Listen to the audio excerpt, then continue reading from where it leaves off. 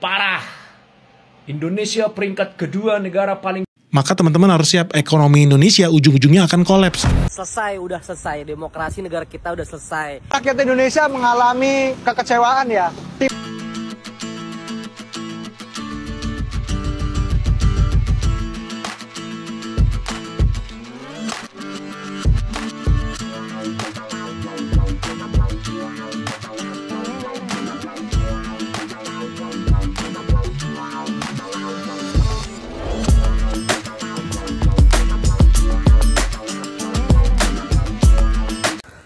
Assalamualaikum warahmatullahi wabarakatuh. Berjumpa kembali dengan Romlia Pratama. Teman-teman sahabatku semuanya, gimana kabar kalian? Mudah-mudahan kalian semuanya baik-baik saja beserta keluarganya di sana. Teman-teman sahabatku, buat kalian yang baru gabung, yang baru nonton video ini, silahkan di subscribe dulu, di like dan di komen guys. Buat teman-teman sahabatku yang udah mendukung support channel ini, terima kasih. Mudah-mudahan kalian semuanya diberikan keberkahan umur, keberkahan rezeki, dimudahkan segala urusannya, baik urusan dunia maupun urusan akhirat. Amin ya rabbal alamin. Teman-teman sahabatku semuanya, seperti biasa guys, kita akan nge-reaction beberapa video yang lagi viral guys, terutamanya timnas nih. Timnas dibantai sama Australia guys. Yang katanya Erick Thohir tuh ketika pemecatan Sintayong itu mereka mau Indonesia akan lebih baik. Ini mungkin yang disebut lebih baik. Dibantai 5-1. Aduh ya Allah, permainan pun sangat buruk permainannya di lapangan, sangat buruk, sangat organisasi di lapangan, cara bermainnya sangat jauh. Ketika timnas ditangani STY itu sangat jauh guys, perbedaannya itu sangat jauh. Ya seperti inilah di Indonesia itu, apapun menjadi politik, apapun, saya tahu niat Pak Erick Thohir itu bagus, tetapi bagus untuk dirinya.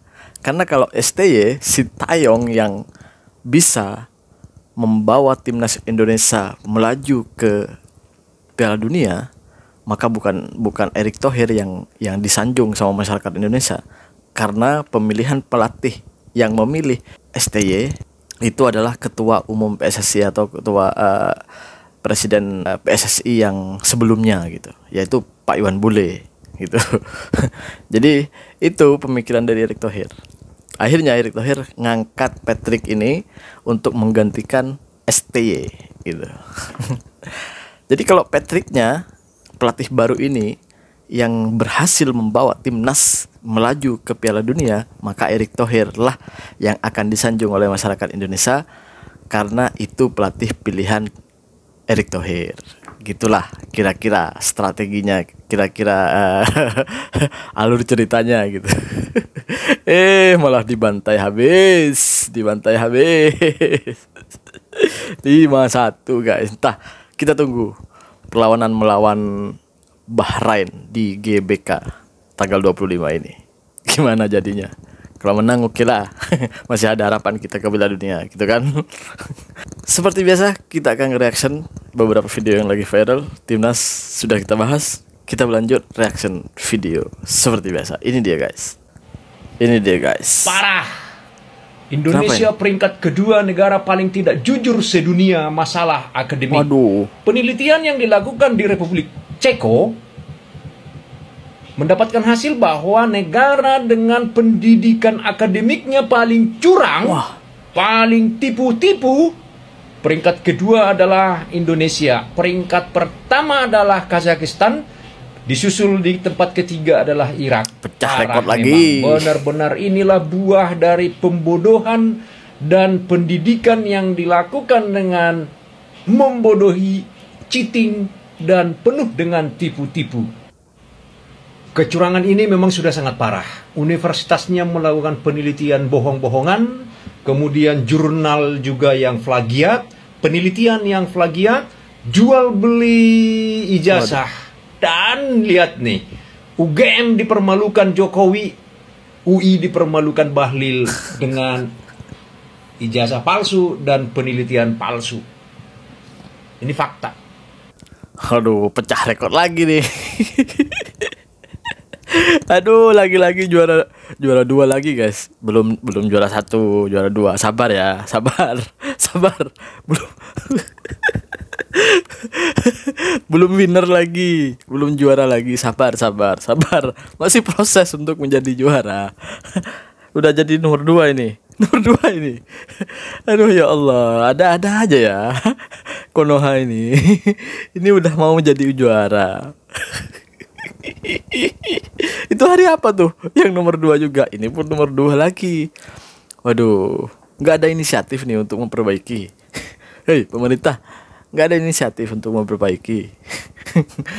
Atau emang sukanya kayak gini gitu, membodohi. Ya yang penting rakyat dibodohi udah kalian bahagia gitu ya. Astagfirullah, astagfirullahaladzim. Kita berlanjut guys ke video yang selanjutnya. Ini dia guys. Maka teman-teman Ini harus dia, siap, guys. ekonomi Indonesia ujung-ujungnya akan kolaps. Kenapa?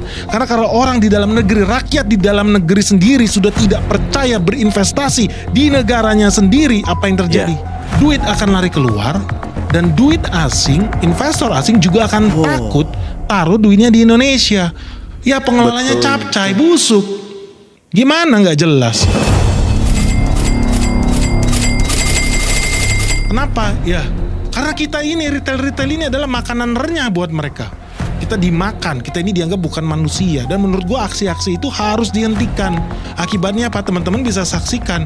Jauh lebih banyak orang yang taruh duitnya di kripto, nggak jelas, dibandingkan orang yang taruh duitnya di Bursa Efek Indonesia. Kan aneh. Kok bisa-bisanya jauh lebih banyak investor di sesuatu yang tidak jelas yang namanya kripto itu dibandingkan investasi di sebuah perusahaan yang jelas-jelas ada pabriknya, usahanya, mesinnya, jual belinya. Kok nggak logis gitu loh, kok nggak paham bahwa nanti akan makin banyak orang milenial generation Z ya, yang gua rasa akan lebih memilih menaruh duitnya di saham-saham luar negeri atau di produk-produk investasi yang bukan di Indonesia. Karena apa? Lama-lama dia hilang rasa percayanya, dan itu bahaya. Kalau kita udah sampai ke titik itu, ini artinya ada yang tidak benar, ini ada yang nggak beres nih dengan pengelolaan bursa kita. Gua sih nggak heran ya. Banyak dari teman-teman gua itu bercerita sama gua guys, gitu, yang suka main-main saham gitu ya, yang suka menginvestasikan uangnya untuk saham-saham itulah gitu ya. Ternyata mereka sekarang sudah banyak yang lari keluar, bener kata abang tadi. Banyak yang lari keluar, banyak yang berinvestasi di Malaysia. Itu teman-teman. Jadi bukan teman-teman ini ya, satu ini cuman kenal lah gitu, cuma suka sharing dengan mereka gitu. Dan mereka cerita kalau di Malaysia ini lebih enak kita, lebih nyaman, lebih apa ya, pokoknya lebih nyaman untuk mereka gitu, lebih menguntungkan untuk mereka. Kan orang berinvestasi itu tuh dimanapun ya, orang melabur dimanapun itu pasti yang dicari kan keuntungan. Kalau nggak untung ngapain gitu kan gitu. Itu yang pertama. Yang kedua keamanan. Jadi di sini itu lebih aman daripada di Indonesia gitu, lebih terjamin keamanannya gitu katanya teman-teman nih. Kita berlanjut ke video yang selanjutnya. Ini dia guys. Selesai, Ini udah dia, guys. selesai. Demokrasi negara kita udah selesai.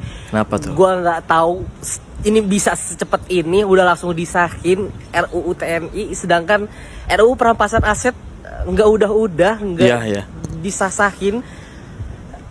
Kedepannya bakal gimana negara ini? Gua nggak ngerti lagi. Bau-bau orde baru udah mulai kecium banget. Militer udah bisa masuk ke kebijakan-kebijakan sosial, ke bisnis.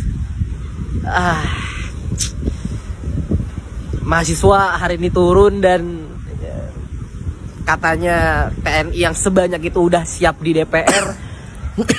Katanya nggak bawa senjata. Padahal mahasiswanya ingin mengungkapkan pendapatnya, tapi dijaga sebanyak itu gitu sama Brimob, Polri. Udah. Jadi semalam itu guys, semalam itu ada cerita heboh nih. Karena kita itu disuguhkan dengan dua kejadian.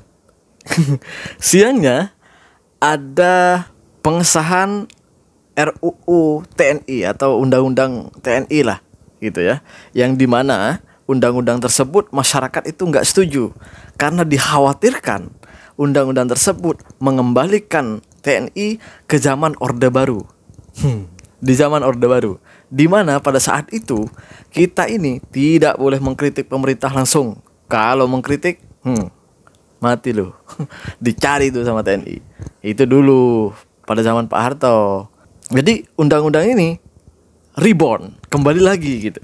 Itulah masyarakat nggak mau undang-undang itu terjadi lagi pada saat ini. Jadi cerita lama bersemi kembali itu nggak mau gitu lah guys. Disitulah terjadi penolakan, tapi nggak digubris, semalam sudah disahkan. Petang sikit kita dibantai sama Australia.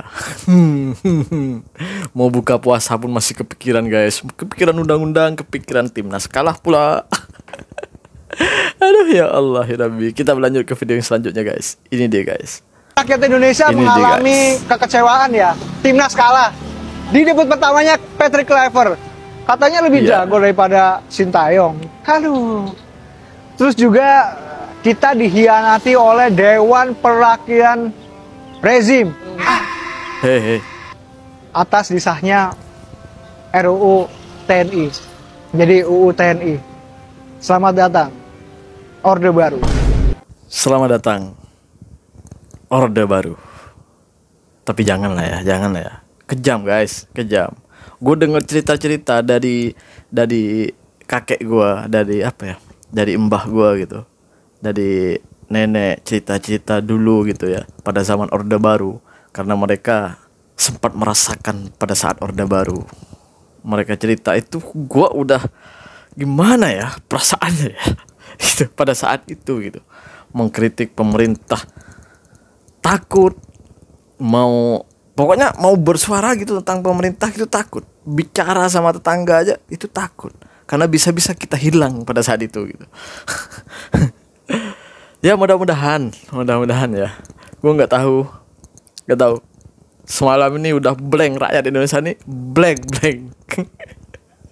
Siang disuguhkan dengan undang-undang itu, malamnya petang dalam pukul 5 sini, pukul 5, pukul 6 Malaysia, kita disuguhkan dengan kekalahan timnas 5-1 guys.